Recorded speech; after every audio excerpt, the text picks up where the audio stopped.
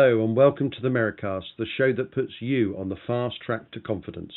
And this week I'm going to take a bit more of a personal as well as business look at confidence.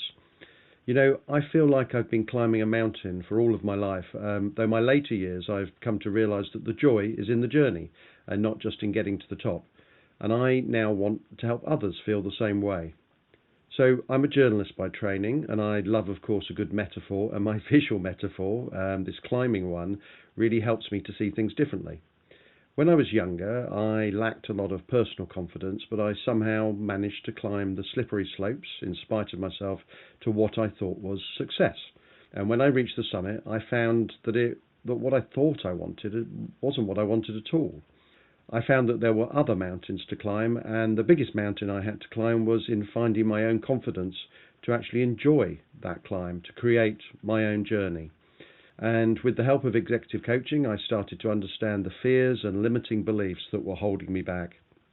My purpose now is to help others find their confidence, make their own breakthrough, climb their own mountain, and have fun in doing so.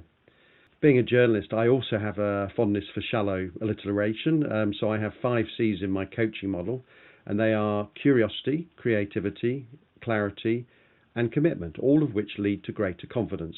And today I'm going to focus on how the first of these, curiosity, can help you climb to a new level in your life. So here we go.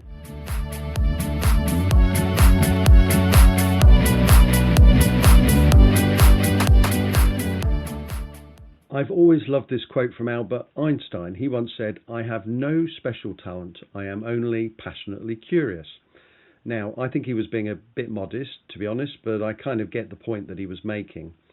Many of us go through life doubting whether we really have any special talent to bring to the party, and I know I have at times. But here in 2025, that's actually okay. The world has gone all topsy-turvy. Curiosity itself has become a special talent.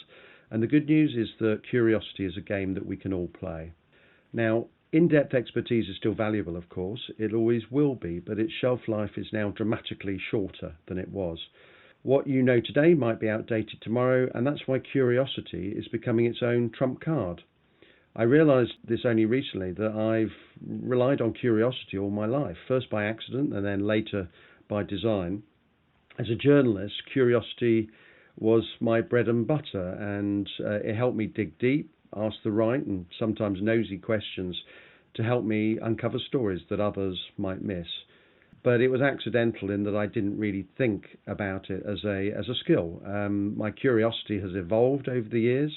As an entrepreneur, it became a tool for understanding clients, helping them punch above their weight, if you like, in how they present themselves. And now, as an executive coach, curiosity is at the heart of everything that I do. Asking the right questions at the right moment unlocks breakthroughs for my clients. And let me tell you, watching that happen up close really feels like magic. The good news is that curiosity is a learnable skill, and that's why it's one of the key C's in my coaching model. But rather than just take my word for it, let's hear from somebody who embodies curiosity in action. Here's Kelly Gilmore Grasham, founder of Making You Content. Now listen to her talking about the things that make her tick, and you'll find the gift of curiosity woven in there like a sort of golden thread. So lots of lessons. It's a bit hard to pick from them, but I think being agile is really critical, and I think sort of the ability to kind of think on our feet and adapt to challenges has helped us probably get as far as we have.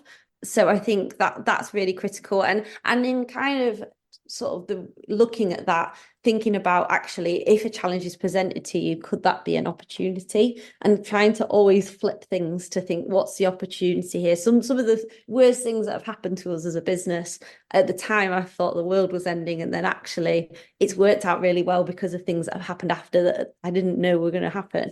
So there's a little bit of kind of, I guess, a sort of philosophy there. But also, I guess, just making sure that you're constantly staying curious. I think, it's very easy to think that, being in business 10 years, you've learned everything that you're going to learn. And then you might just have one coffee with someone where they throw you a perspective that you've not thought of. And that can completely just change the direction of what you're doing.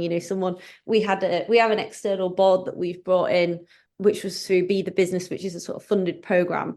And At first we were a bit like, do we need this? We've done mentoring, we've had lots of support over the past, like I feel like we've got to a really good place. And then they've actually thrown so many sort of questions at us and ideas that have just really kind of given us that new energy. So I think making sure you're surrounding yourself with people, whether it's formally in like an external board or just informally. I have lots of friends that have businesses and I speak to them about the challenges that I'm facing all the time. Just making sure you've got those people that are going to help you keep growing, either in terms of your subject matter knowledge or running a business. Now, what I love about Kelly's take on curiosity is how it's not just an extra thing to do, it's actually in her DNA. It's all a part of how she goes about the everyday. It's about staying open, questioning assumptions, and never settling for just because. And for me, curiosity is something much bigger too. It's at the foundation of asking great questions, which fuels deeper thinking and better outcomes. Open-ended, thoughtful questions keep us exploring rather than shutting down ideas too early. Now, that's the kind of curiosity that leads to innovation, growth, and, let's be honest, a much more interesting life. And we're really going to need that in the next few years. I mean, here we are in the age of AI.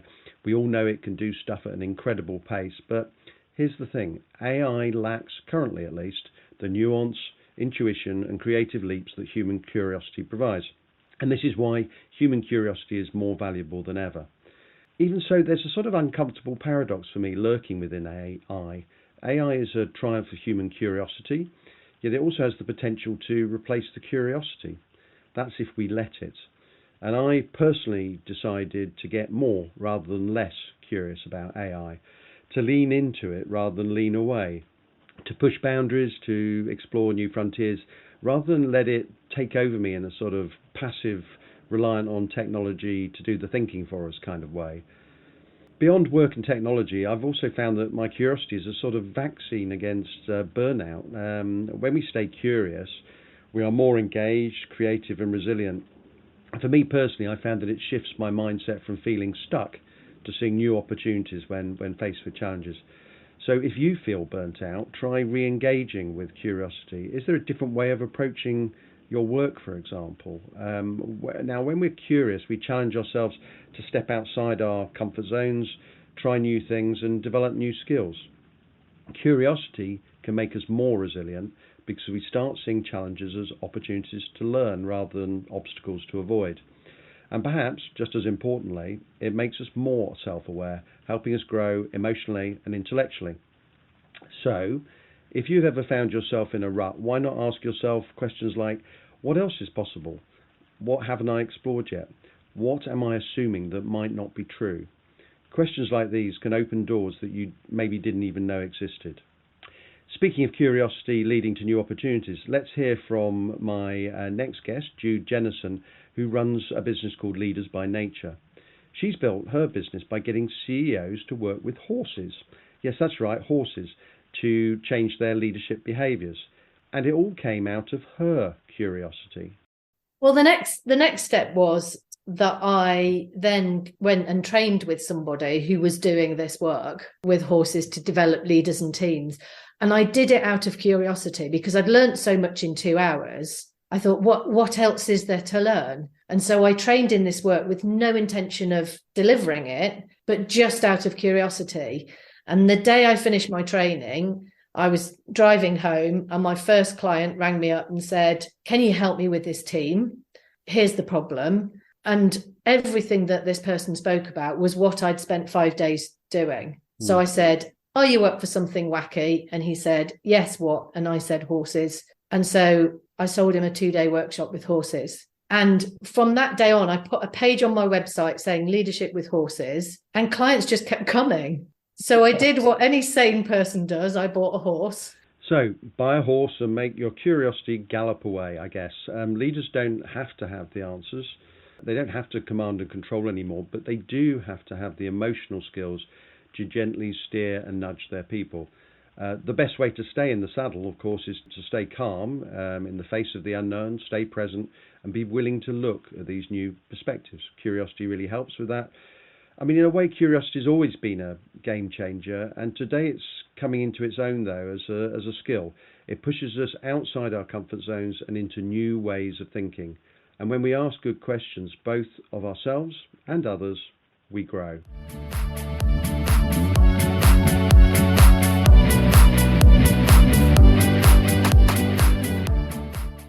So, how can you sharpen your curiosity? Well, one of the simplest and most powerful ways is developing the skill of asking better questions.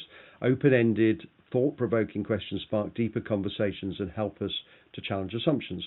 Questions like, what led you to that decision? Or how might we look at this differently? And the much underused, is there anything else?